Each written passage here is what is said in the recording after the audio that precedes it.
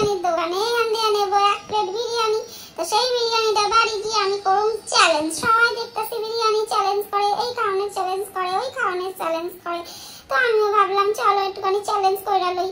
তো এইদিকে দেখো বিরিয়ানির দোকানে তো লোকজন বসে খাইয়া পেট ভর্তি করা লই আছে। তো আমার তো জিভে পানি চলে আইছে।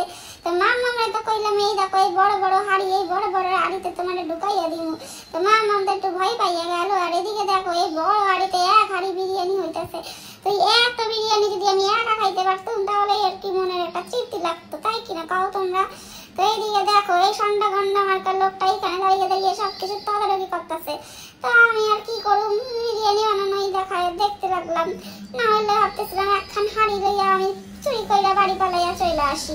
তো আমরা এখন কইখানে আইছি তোমরা তো বুঝছো, আমরা আইছি হচ্ছে ডিবাবি বিরিয়ানি, এটা হচ্ছে মধ্যমগ্রামে। তো চলো বিরিয়ানি তো নিতে তোমাদের দাদা লাইনে দাঁড়ায় পড়ছে, সে নেবে 1 প্লেট বিরিয়ানি। তার জন্য দেখো কত লম্বা লাইন তারে দিতে হইতাছে। না আমি তো আর ওখানে দাঁড়াইলাম, আমি এদিকে এইসব করতেছি। তো দেখতেছো আমার মাম্মাম তো ভয় পাচ্ছে, এখনো হাড়ি দেখে ভয় পাচ্ছে। ও ভাবতেছে মা বোধহয় ওরা হাড়ির মধ্যে ভইরা দেবে। এইখানে দেখো সেই 1 প্লেট বিরিয়ানি যেটা তোমাদের দাদা অনেকক্ষণ যুদ্ধ কইরা লইয়া আইছে বউয়ের জন্য। তো এইটারে আমি এবার মাইক্রোওভেনে ঢুকাইয়া একটুখানি গরম দিয়া নিব। এই মাইক্রোওভেনটাতে না থাকতো তো আমার এখন এটারে বাটির মধ্যে ফেলাইয়া উল্টাইয়া পাল্টাইয়া গরম করতে হতো। তাই এর জন্য তোমাদের দাদারে অনেক অনেক ধন্যবাদ। আর কি কইব বলো, বউরে ভালোবাসে তাই কি না? তো ওই জন্য বউয়ের জন্য একটা উপকার কইরা দিছে। তো চলো এবার বিরিয়ানিটা খাইয়া লই, খাইয়া তোমাদের বলি বিরিয়ানিটা কেমন হয়েছে। তোমাকে তো প্রথমেই কইলাম যে আজকে আমি চ্যালেঞ্জ নিয়েছি এই বিরিয়ানিটা পুরোটা খাইবার। তো হচ্ছে দেখা যাক খাইতে পারি কিনা।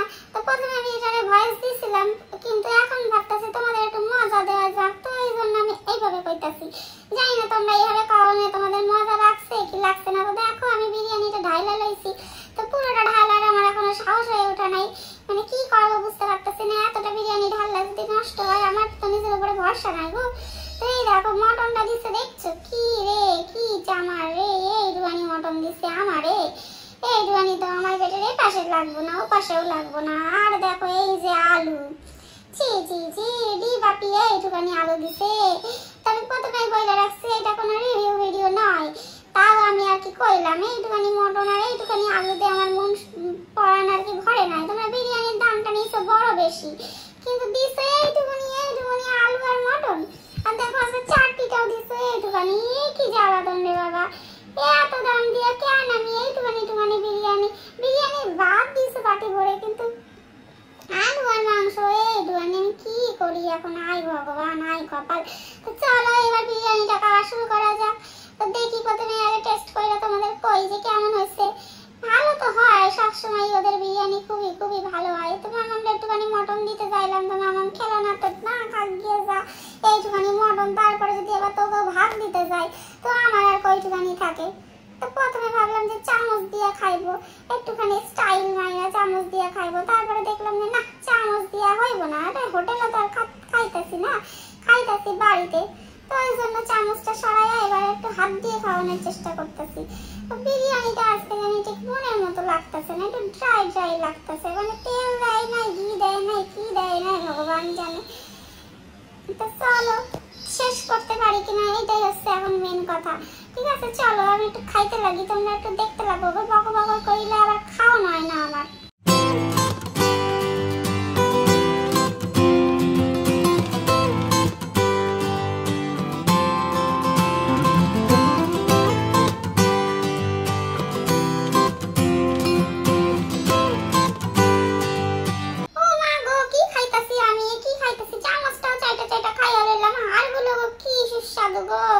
কিন্তু ছোট এইটুখানি মটন এক্ষুনি শেষ হয়ে গেল, এখনো ভাত রয়ে গেছে হাফ বাটি। তো আমার দেখো মাংস আর এইটুখানি রয়ে গেছে।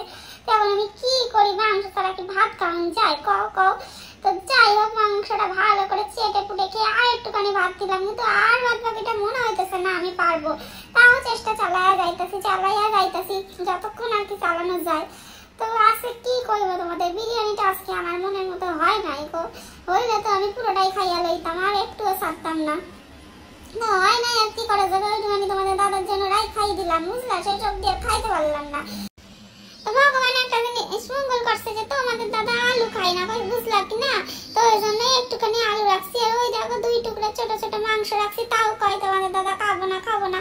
তো যাই হোক আমি জোর করে কইলাম এইটুখানি ভাত তুমি খাইয়া লাও, আজকে তেল দেয় নাই, ঘি দেয় নাই, কিছু দেয় নাই, তুমি খাইতে পারবা। তো আমি আর পারতাছি না, বুঝলা, আমার দেখতেই আমার এরকম মোটা সোটা বড় সড়ো চেহারা, কিন্তু খাইতে আমি বেশি পারি না। কি কইরা যে এরকম ফুইলা যাইতেছি তা ভগবানই জানে। আর বিরিয়ানিটা আজকে কি কইব রি ভাবি, তোমরা এটা কি দিছো? আজকের বিরিয়ানি আমি একদমই ভালো খাই নাই, এর জন্য তোমাদের সাথে পরের দিন গিয়ে আমি ঝগড়া করবো। আর তোমার এই মধ্যম গ্রামে আমি আর যাবো না, আমি যেখান দিয়ে খাই ওই ব্যারাকপুর থেকেই আমি খামু খানে, ঠিক আছে? আর এই দেখো কি মাংস দিছো, তোমাদের নাকি মাংসের দোকান আছে, তো এইরকম একটা বিশ্রী মাংস আমারে গসাইলে। তো ঠিক আছে চলো ছাড়ো, আর বাদ দাও, আর কি কমু। তো আমি এখন বিরিয়ানি খাইয়া তো আর কি অষ্টাগত অবস্থা, এইবার এখন কোল্ড ড্রিঙ্কস খাইতে হবে। তো তোমাদের দাদার এখন মনে হচ্ছে বাজারে পাঠাইতে হবে কোল্ড ড্রিঙ্কস আনার জন্য। তো চলো আমি এবার উঠা পড়ি, আর বসে থাইকা কি করুম কাও। তো তোমাকে খাওন দাওন হয়ে গেছে নিশ্চয়ই। তো তোমরা রাতে কি খাইছো গো? আমার মতো কি বিরিয়ানি খাইছো নাকি অন্য কিছু খাইছো? তো তোমাকে এই ভিডিওটা কেমন লাগতেছে? এই ভিডিওটা যদি তোমাদের ভালো লাগা থাকে তো অবশ্যই তোমরা ভিডিওটা লাইক করে দিও, আর আমার চ্যানেলটা একটু সাবস্ক্রাইব করে দিও। তো চলো টাটা।